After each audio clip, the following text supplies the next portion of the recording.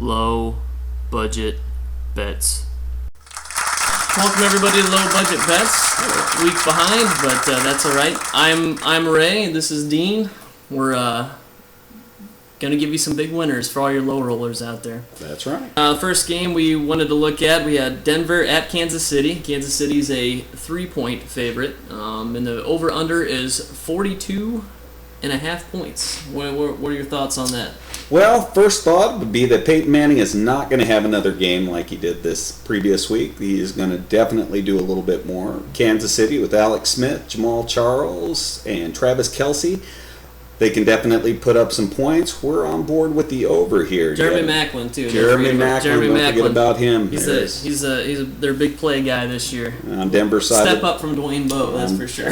Yes, on Denver side of the ball, Emmanuel Sanders. He's going to do something. He's a little speed burner. He'll get you something. Moving on to game 2. We've got Detroit +3 versus the Vikings. I'm a big fan of Detroit winning this one outright. So take the +3. Yeah, I think the Vikings, obviously, Teddy Bridgewater didn't look very good. Or Adrian Peterson. I would imagine, I would hope Adrian Peterson would run on Detroit a little more than he did San Francisco. New England, -1.5 at Buffalo. Right? What do you think? Well, we think New England's going to cover. Tyrod Taylor is a rookie quarterback going against a Bill Belichick's defense. True.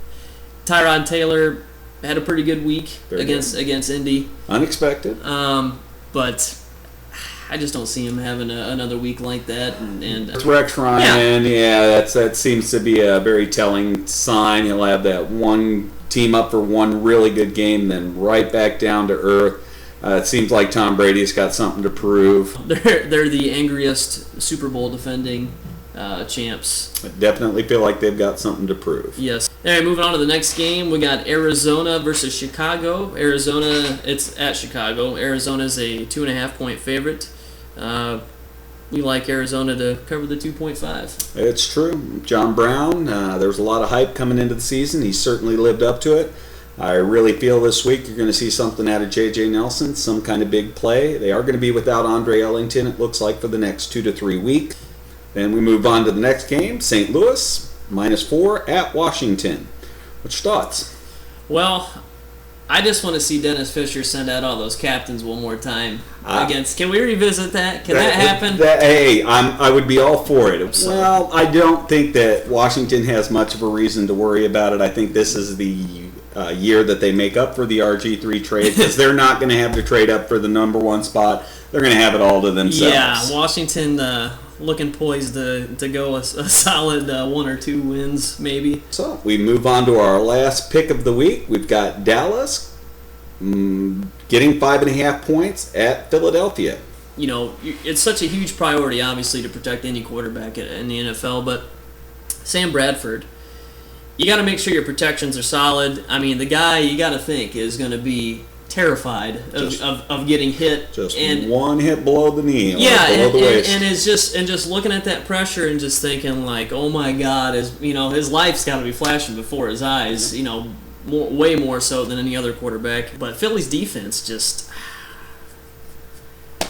Aside from Kiko Alonso, they made some plays when they had to. Yeah, even Kiko Alonso play was still 2 inches away from that should have 2 been a inches touchdown. better pass. Yeah, 2 inches of a better pass, and that's a touchdown, not a great Kiko Alonso interception. 5.5 points. You're getting really close to a touchdown there. Divisional opponents draft and acquire free agents, and scheme and everything that they do to beat the teams within their division, because you got to make it to the playoffs to get to the Super Bowl, obviously. Yeah. So you're taking these steps. Well, to get to the playoffs, how to get to the playoffs? What's the best way? Win your division, right? Sure. Obviously, you got to win some games and stuff if you want a wild card. Play these teams twice a year, you're going to know them. 6 games against divisional opponents. So it's just, to me, I think it's kind of a sports betting 101.